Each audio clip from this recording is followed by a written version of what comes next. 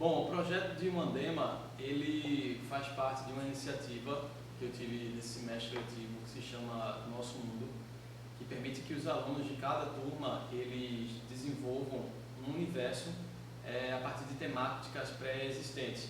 Então foi colocada em votação junto aos alunos temáticas como bruxaria, mitologia indígena, dark fantasy, idade medieval e por aí vai.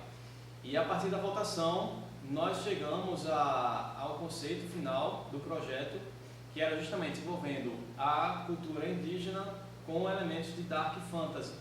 E a gente usaria personagens do folclore brasileiro com uma pegada mais sinistra, por assim dizer, né? Seguindo o padrão do que a gente tem por aí nas histórias de fantasia sombria. Daí surgiu o projeto Mandema, que no idioma tupi significa noite. E a história, a trama desse universo, narra a história do Boitatá, que se apossa de um chocalho mágico e quebra o coco que esconde a noite para que ele possa reinar sobre a terra. E aí, a partir dessa situação, surge um embate, surge um conflito entre as figuras mitológicas da luz e as figuras mitológicas da noite.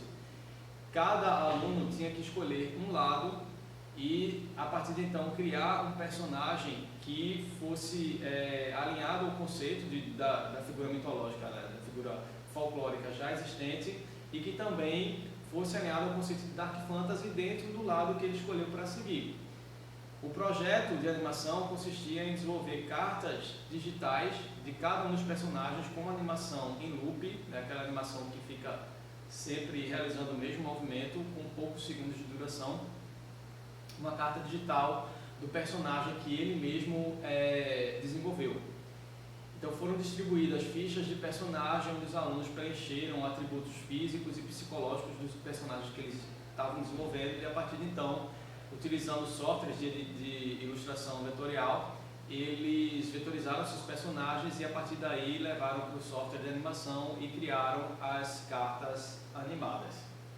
Bom, falando, para a gente falar sobre cultura indígena, né, hoje em dia, é importante saber que é uma cultura muito importante para a constituição nossa enquanto sociedade, enquanto cultura nossa mesmo, do nosso dia a dia, do nosso cotidiano.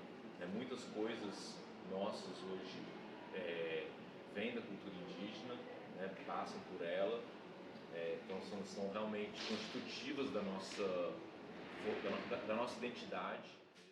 Então eu estava comentando até com a professora que a minha grande preocupação hoje é da gente buscar um memorial de toda essa cultura, essa identidade, porque o que a gente tem de mais importante é a nossa identidade, certo? Cada um aqui tem uma identidade pessoal e tem que ter uma relação com a identidade cultural, seja no que for. E quando essa identidade cultural ela vai se apagando, porque a minha geração, eu cheguei até lá, mas os meus filhos que eu estou tentando levar, eles não têm nada para ver mais. Como é que eu vou à avenida? Eu ia à avenida levar meus filhos para ver a tribo de índio, para ver seu Brasil. Não tenho como levar meus filhos para apresentar essa cultura removida, transformada que a prefeitura fez. Estou levando eles ao desfile da Escola de Samba. Hoje eles desfilam junto comigo. Eles vão para a avenida, já desfilam junto comigo. A menina tem 6, o menino tem 4, mas eles já estão desfilando junto comigo, porque alguém tem que contar essa história amanhã. Hoje vocês têm ainda a satisfação como alunos de estar aqui na presença de um homem de quase 90 anos, mesmo oscilando com a memória, mas aqui uma memória viva. Ele está aqui presente hoje diante de vocês. Entendeu? Então, e aí é interessante também esse projeto quando demonstra, quando traz essa vinculação da tecnologia com uma forma de promover o reconhecimento mesmo da cultura indígena, né? Que as pessoas conheçam mais, percebam mais o folclore, vamos dizer assim, quanto aqueles contos folclóricos. Ele também, apesar da gente entender que ele deveria ser entendido de outra forma, né, com esse maior dinamismo, mas ele é importante também no sentido de que ele reconta histórias que fazem parte da nossa memória, fazem parte da nossa vida, fazem parte de vivências cotidianas desses povos, né? Querendo ou não, elas estão retratando ali expressões culturais, expressões artísticas, estão retratando o cotidiano daquela comunidade ou daquele povo, e isso é importante a gente sempre retomar, relembrar e reconhecer. Né?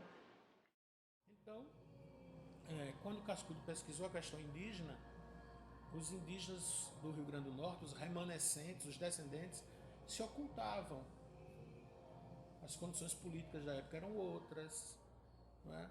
Os recursos de pesquisa eram outros. Então, Cascudo não encontrou tantas informações, não por sua culpa, mas pela falta, vamos dizer assim, de condições materiais, políticas, econômicas para tal. Mas Cascudo foi um estudioso da cultura norte-riograndense, né? Uma figura, como eu já disse, basilar do nosso estado e, ao mesmo tempo, não é, deu informações precisas que, posteriormente, deram aos novos historiadores, aos novos etnógrafos, aos novos pesquisadores do folclore, terminarem encontrando, não é, os descendentes remanescentes de grupos indígenas no Rio Grande do Norte, como também dos grupos negros, né? O Rio Grande do Norte também teve quilombos. Então hoje existem grupos quilombolas reconhecidos no Rio Grande do Norte, como também, como já disse, grupos indígenas que assumiram sua identidade. Bem, o meu personagem é o Boitatá. A minha criação para ele foi mais porque eu queria fazer um personagem cartunesco, bem cartunesco, como ele, pelo menos a ideia principal é. E eu tirei inspirações principalmente como um vilão cartunesco, o Aku do Samurai Jack, que ele tem todo o envolvimento do fogo, de não ser um personagem que leva maldade, mas você sabe que ele é mal pelo personagem em si, mas não pela forma que ele age na maior parte das vezes. E ele é um personagem que é um vilão, é um ótimo vilão, mas ele é cartunesco. Diferente do todo o ambiente, que todo o ambiente de Samurai Jack é meio pesado assim, mas o Aku ele é cartunesco. Aí eu quis pegar aquela ideia do Aku e eu queria, pesquisando também, pelo menos no Google, pesquisando aí por um site que Felipe mandou, ele mostrou que o Boitatá, pelo menos na maior parte das ilustrações que tem nele, usam olhos. Aí eu, poxa, eu quero botar um olho, eu queria um personagem cartunesco com um olho, só um olho, e vários olhos. Aí eu criei o Boitatá com vários olhos ao decorrer do corpo, algumas marcas, porque querendo ou não é um personagem da nossa cultura, e foi praticamente isso, eu queria algo cartunesco. Meu personagem é o Anhangá, ele é uma espécie protetor das matas, assim como o curupira ou a caipora. Na minha pesquisa, ele é uma criatura metamorfa, ele muda de forma, só que ele é mais conhecido como uma espécie de veado branco.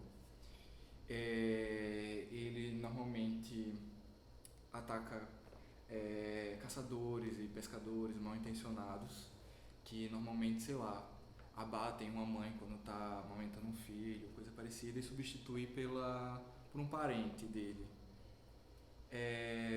Esteticamente eu fiz ele de uma forma meio fauno, meio humano, meio veado.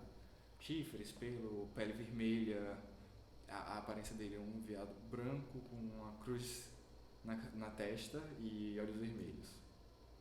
Uma coisa interessante de se observar desse projeto de universo compartilhado é que alguns alunos estão criando personagens que possuem algum vínculo de amizade, algum vínculo de parentesco e atuam em conjunto dentro da história, dentro da trama criada.